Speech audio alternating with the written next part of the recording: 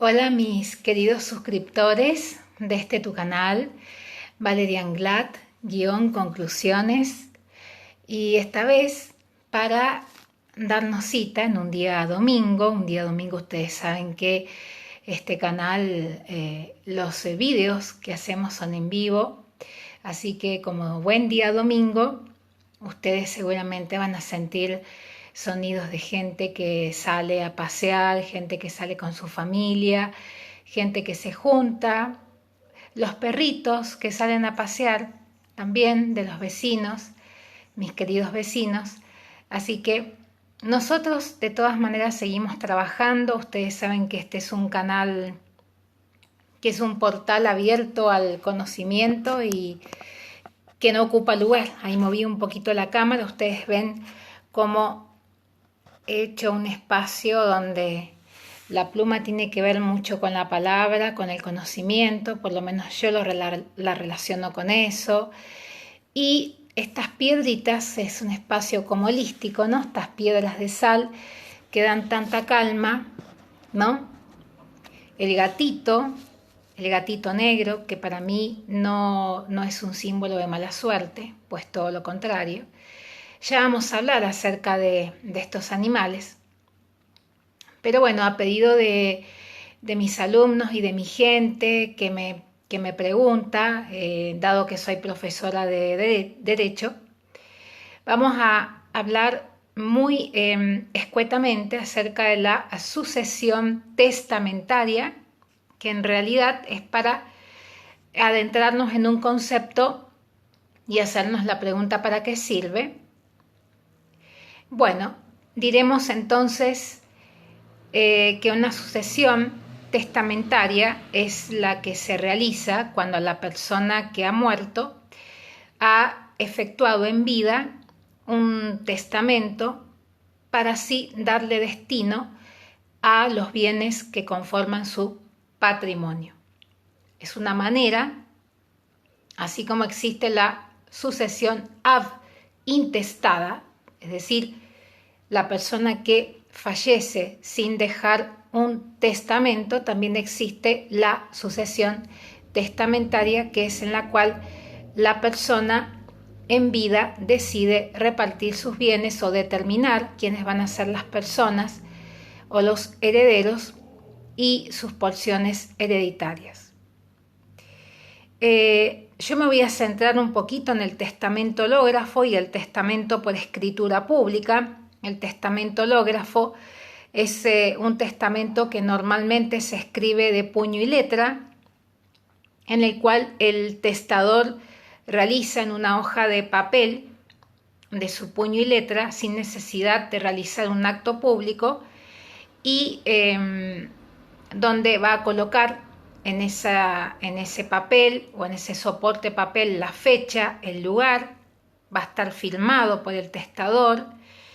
Es mucho más sencillo de hacer y tiene la ventaja de ser más privado, toda vez que el testador no necesite de testigos para efectuarlo, aunque yo lo recomendaría, principalmente por esto de dar fe de alguna manera de que la persona que está disponiendo de sus bienes de esta manera está en el pleno uso de sus facultades mentales. En caso de que el testador desee revocar este testamento, obviamente que mientras esté vivo va a tener esa posibilidad, puede hacer un nuevo testamento y puede hacerlo sin ningún tipo de problema. Por supuesto que si se hace un segundo testamento va a dejar sin efecto el testamento anterior que esta persona ya había otorgado. Por supuesto que cualquier tipo de asesoramiento que ustedes necesiten, obviamente que la persona que va a hacer esto no hay edad en realidad para hacer un testamento, porque como ustedes saben la muerte no es algo que tenemos seguro, pero la fecha de vencimiento casi nadie la tiene segura. Y yo no creo tampoco a título personal que exista alguna persona que pueda decirnos exactamente cuál va a ser nuestro último día de vida, de existencia acá en la Tierra, ¿no? Así es que esta es una forma muy simple de disponer de tus bienes, que no te va a salir tan caro. Yo te recomiendo más que nada que llames a un escribano para que certifique la firma, que lo único que va a hacer el escribano en este caso va a ser certificar que la firma le pertenece al testador, pero no va a certificar el contenido de la disposición testamentaria. Eso quería también dejártelo aclarado. Por supuesto que nunca debes de dejar de buscar un asesoramiento profesional en el caso que hayas decidido dejar tus papeles en orden y hacer esta forma de testamento. Luego tenemos el testamento por escritura pública, que a diferencia del anterior se otorga ante escribano y 2 testigos que tienen que tener todos los datos personales y domicilios consignados en la escritura. Va por escritura pública, obviamente, porque la escritura pública se define por el Código Civil y Comercial de la Nación como todo instrumento matriz que se otorga por ante el funcionario público que tiene que tener una competencia territorial y funcional. Así es que la escritura pública no solamente podemos decir que puede ser un testamento, que es el tema que estamos tratando, sino que también puede ser una escritura de compraventa ante escribano, como también puede ser una sentencia que dicta el juez, que la sentencia es un acto procesal de naturaleza escrita que pone un fin definitivo, para ser redundante, al proceso. Por supuesto que un proceso no se agota solamente en un testamento, sino que tenemos que, en una sentencia, sino que debemos ejecutar la sentencia para que el proceso quede concluido. Pero siguiendo con nuestro tema, en el testamento por escritura pública va a reunir todos los requisitos de lo que son los instrumentos públicos, y una vez concluida la redacción de este testamento se va a proceder a su lectura y la firma por parte del testador y por supuesto 2 testigos.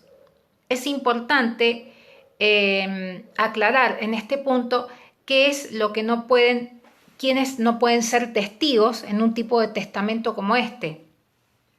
Los ascendientes del testador, es decir, padre, madre, abuelos, bisabuelos, los descendientes como hijos, nietos, cónyuge o conviviente de este testador, los albaceas, tutores o curadores que se designen en el testamento, beneficiarios de alguna de sus disposiciones, personas incapaces y personas que no sepan firmar.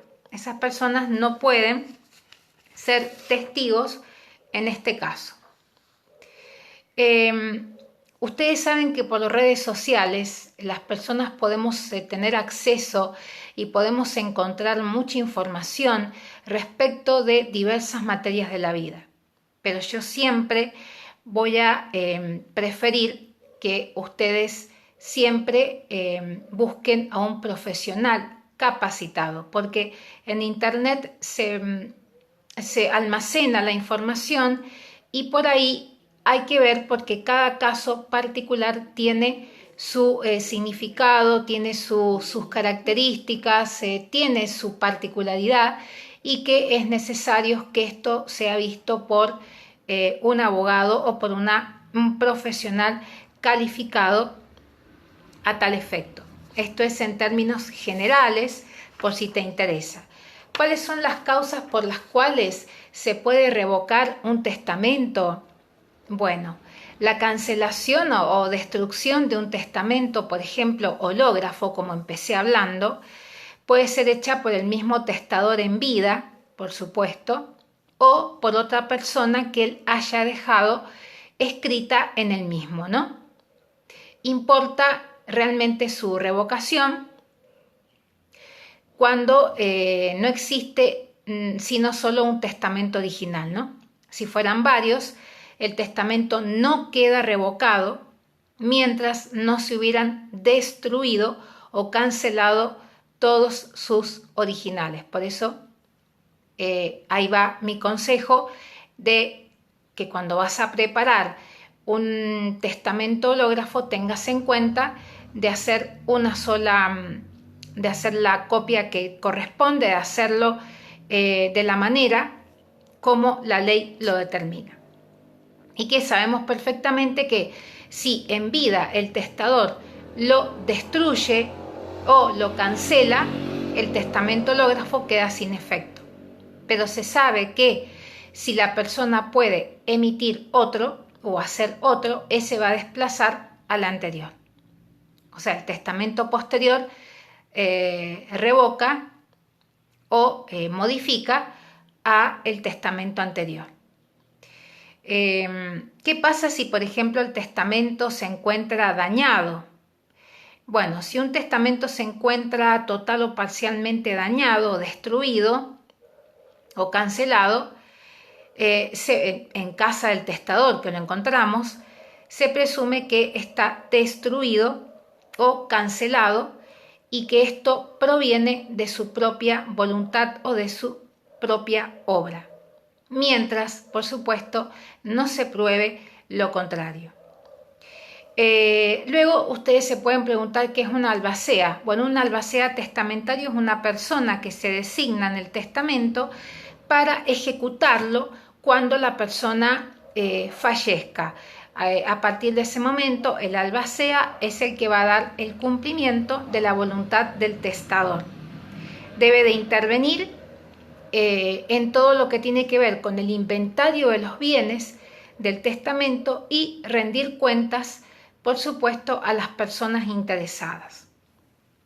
Bueno, el testamento puede ser nulo porque viola los principios que la ley establece.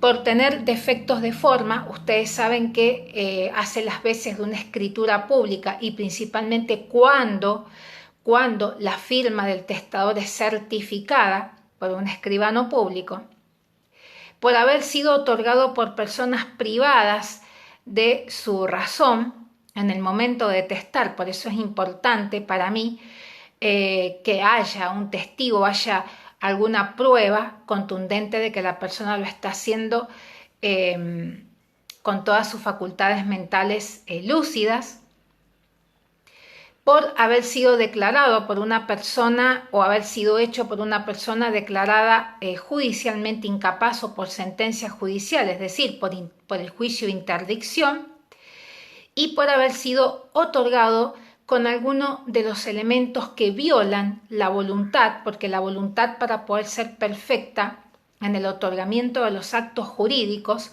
esa voluntad tiene que contener básicamente 3 elementos, que eso lo comparto también con mis alumnos y lo comparto también con ustedes que visitan mi canal, y es que esa voluntad tiene que tener discernimiento, intención y libertad.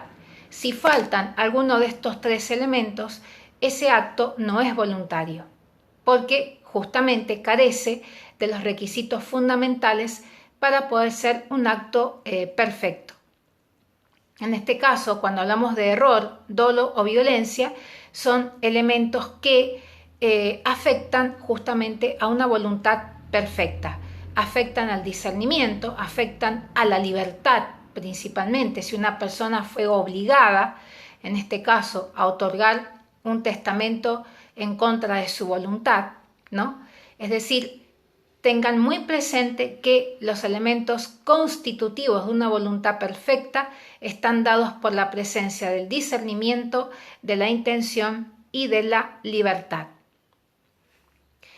Finalmente, en cuestión de sucesión testamentaria, el juez lo único que va a hacer, en este caso, en su resolución, lo único que va a hacer es comprobar que se hayan cumplido todos los requisitos de forma del testamento, y luego hará una declaratoria para que este testamento pueda hacerse efectivo. y el albacea entonces pueda cumplir con las órdenes dadas por el testador en vida, es decir, que la actuación del juez queda supeditada solamente o queda conformada en el acto de comprobar que se hayan cumplido todos los requisitos para que ese testamento o esa forma testamentaria que se utilizó sea válida. Bueno, espero que esta información te haya sido de utilidad. Trato de hacer vídeos cortos en el canal, pero que son realmente muy útiles porque tenés maneras. Están las sucesiones intestadas o en las cuales la persona no dejó testamento, donde voy a hacer otro vídeo acerca de las intestadas, donde voy a hablar, por supuesto, en términos generales, no voy a particularizar, a no ser que ustedes me lo pidan. Es en las cuales no hay testamento, en las cuales tenemos que comprobar la existencia de herederos legítimos, tenemos que ver esto de la máxima aristotélica, ¿no? Que es que el cariño primero asciende, luego desciende y luego se colateraliza. Esos son principios que se deben de tener en cuenta. Ahora con las reformas hay que tener en cuenta también al cónyuge o la persona conviviente con el causante y los colaterales por lo menos hasta el cuarto grado. Los herederos legítimos en términos generales en una sucesión intestada son los descendientes de esta persona. Por supuesto que si la persona no tiene descendientes, ustedes ya saben que tenemos que buscar primero si hay ascendientes. Si no hay ascendientes, vamos a ver si hay descendientes. Si hay descendientes, no hay ningún problema porque ahí terminaría todo la operación. Y si no, tenemos que ir a los colaterales. Así es que, bueno, quería compartir esta información con ustedes. Hoy es domingo, son las 11 de la mañana, con todo lo que ello implica. Y en este canal que no descansamos, yo durante la semana subo poco contenido al canal porque tengo que dar mis clases y tengo que cumplir con muchos horarios y tal, ¿no? Pero siempre que tengo un espacio, tengo ese espacio para ustedes. En este caso, bueno, tocó hablar un poco acerca de temas que me han preguntado, de personas que me dicen, ¿y yo puedo de alguna manera designar a una persona para poder dejarle mis bienes?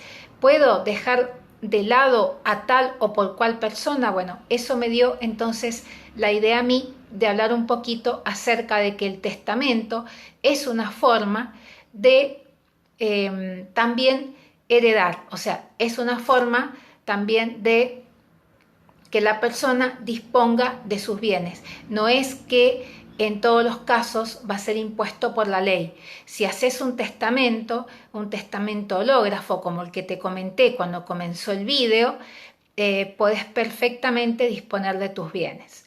Así es que bueno, nada, espero que tengan un excelente domingo y no te olvides de suscribirte a tu canal, Valeria Anglad-Conclusiones. Chao.